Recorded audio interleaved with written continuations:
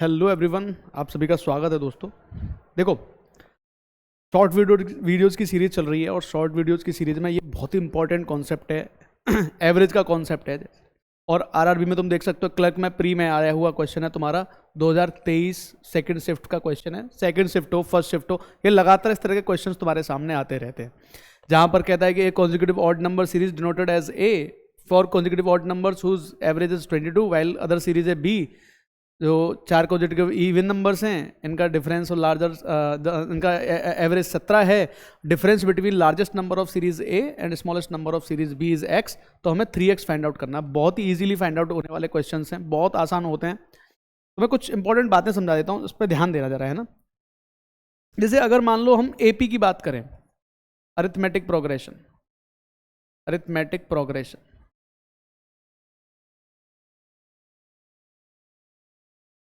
Arithmetic progression की अगर मैं बात करूं तो बड़े काम का मामला है।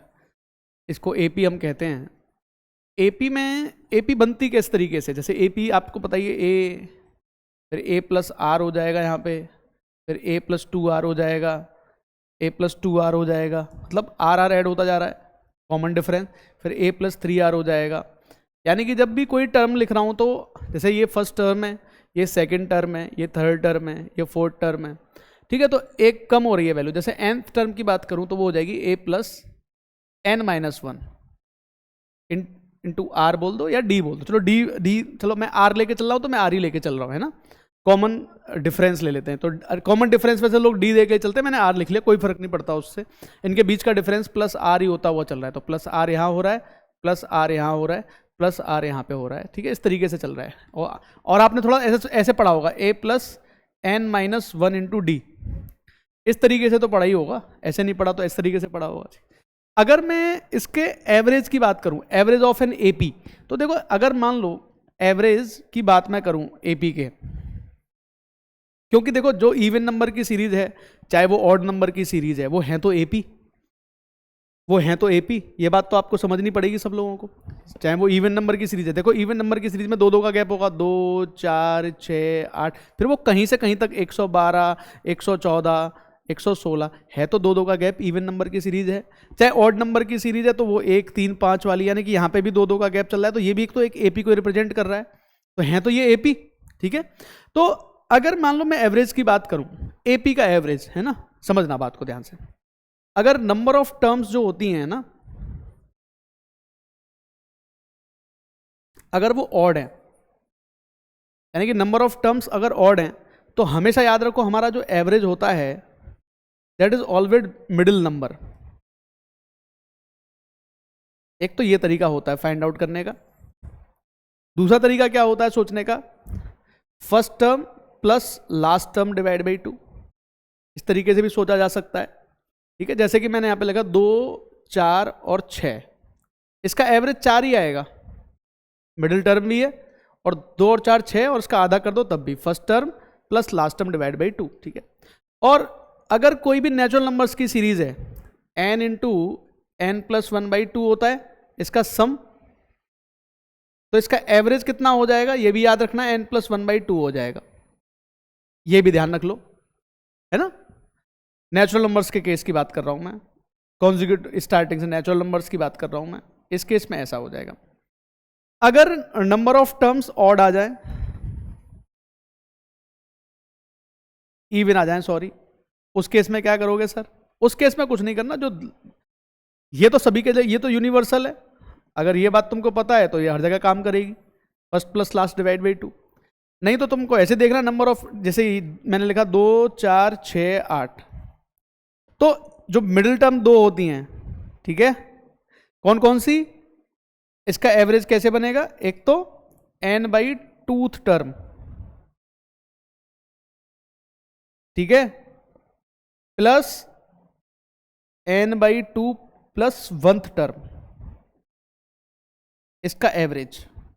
अब आप लोगों को थोड़ा डिफिकल्ट लग रहा होगा समझने में, लेकिन ये n बाई 2 यानी कि 4 का आधा, 8 का आधा कितनी, चौथी टर्म और 5वीं टर्म, सॉरी दूसरी टर्म, 4 का आधा 2, दूसरी तीसरी, 10 का आधा कर दो कितना आ जाएगा 5, तो इसका एवरेज कितना आएगा 5, 8 और 2 10, 10 का आधा 5, ठीक है। तो ये होता है तरीका। अब इस क्वेश्चन की तरफ आ जाओ। एक बार वापस से देख लेना जो कॉन्सेप्ट मैंने डिस्कस किया है। तो पहले ए सीरीज ऑड नंबर्स की सीरीज है ना, तो ये क्या कह रहे हैं देखो जरा। 4 लगातार विषम संख्याएं हैं, कॉन्सिक्यूटिव ऑड नंबर्स हैं, उनका एवरेज 22 है। तो 1 2 3 4, बहुत ही आसान होता है एवरेज लिखना। 2 मिडिल की टर्म है, ये 22 होगा। 2 का फर्क होता है, तो यहाँ 1 कम कर देंगे 21, यहाँ 1 बढ़ा देंगे 23, और ये हो जाएगी 25 और ये हो जाएगा 19। बस हो गया काम खत्म। बी सीरीज कैसे लिखोगे? बी सीरीज का 17 आ रहा है, 1 2 3 4, इनका 17 आ रहा है, 17 से 1 कम कर देना, ये 16 हो जाएगा, ये 18 हो जाएगा, ये 20 हो जाएगा, ये 14 हो जाएगा, काम खत्म। इस तरीके से लिख दो, झटके में काम खत्म हो जाएगा। अब क्या कह रहा है? The difference between largest number of series A, series A का लार्जेस्ट नंबर कितना है भाई 25, और स्मॉलेस्ट नंबर ऑफ ये कितना है 14, इनका डिफरेंस कितना है भाई 11। हमें किसकी वैल्यू चाहिए? हमें 3x चाहिए, ये x आ गया, तो 3x की वैल्यू हमें चाहिए, तो 3 × 11, आंसर हमारा कितना आ जाएगा 33। मेरा मोटिव ये नहीं है कि तुमको ये क्वेश्चन सॉल्व कराना था, मेरा मोटिव ये है कि तुमको ये बात भी समझ में आनी चाहिए, है ना। अब तुम खुद कोई भी सीरीज उठा के देखो, जैसे मैं तुम लोगों से सिंपली ये कहता हूँ कि भाई एक अरिथमेटिक सीरीज, एक इवन नंबर्स की सीरीज है, उसमें 45 नंबर्स हैं, 45 टर्म्स हैं, और इवन नंबर सीरीज है, और इसका एवरेज मुझे दे दिया जाता है मान लो 320, और स्मॉलेस्ट या लार्जेस्ट कोई सी भी टर्म तुमसे अगर पूछी जाती है ना, स्मॉलेस्ट है, तो ये तुमको ध्यान में रखना है, ये मिडिल टर्म होगी बेटा, 22 इधर गई 22 इधर गई, ये 23वीं टर्म है तुम्हारी, ठीक है। और अगर तुम्हें यहां पहुंचना है फर्स्ट टर्म या कोई सी भी टर्म या लास्ट टर्म, कोई सी भी टर्म तुम्हें निकालनी है, इसका तरीका बड़ा सिंपल होता है, इनका डिफरेंस चेक करना चाहिए और गैप चेक करने चाहिए। जैसे मैं तुम लोगों से कहूं कि 1 से 23 तक कितने गैप लगे होंगे, तो आप कहोगे सर 22 गैप लगेंगे, एक गैप कम लगता है, हमेशा याद रखो। जैसे 1 3 और 5, 3 टर्म के बीच में कितने गैप लग रहे हैं? 2 गैप लग रहे हैं। अगली टर्म 7 आ जाएगी, अगली टर्म 9 आ जाएगी, तो कितने गैप बनेंगे? 5 टर्म के बीच में 1 2 3 4, तो एक गैप हमेशा कम लगता है। तो एक गैप हमेशा कम लगता है, तो 23 में कितने गैप लगे होंगे? इनका डिफरेंस ले लो एक बार, तो 22 गैप लगे होंगे, तो 22 × 2 यानी कि 44 का डिफरेंस होगा इस टर्म में और पहली टर्म में, यानी कि ये टर्म आ रही होगी तुम्हारी 276। अब आ रहा है पॉइंट समझ में? काम की चीजें हैं। और इतने डिफरेंस यहां पे आ रहा होगा 44 का, यानी कि ये हो जाएगी 364, बन गई तुम्हारी सीरीज। अब तुमसे किन्हीं भी दो के बीच का डिफरेंस पूछे तो उनका डिफरेंस ले लो और मल्टीप्लाई बाई डिफरेंस। जैसे मैं पूछता कि भाई 11th टर्म और 43rd टर्म के बीच में क्या गैप आएगा, तो आप इनका डिफरेंस लो सिंपली।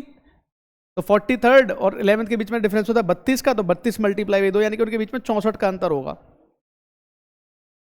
बात समझ पा रहे हो? बस सिंपल सा ये कॉन्सेप्ट समझाना था मुझे, बस। बाकी क्वेश्चन में तो दम ही नहीं था, क्वेश्चन में तो 1% का दम नहीं था इसमें, ठीक है ना।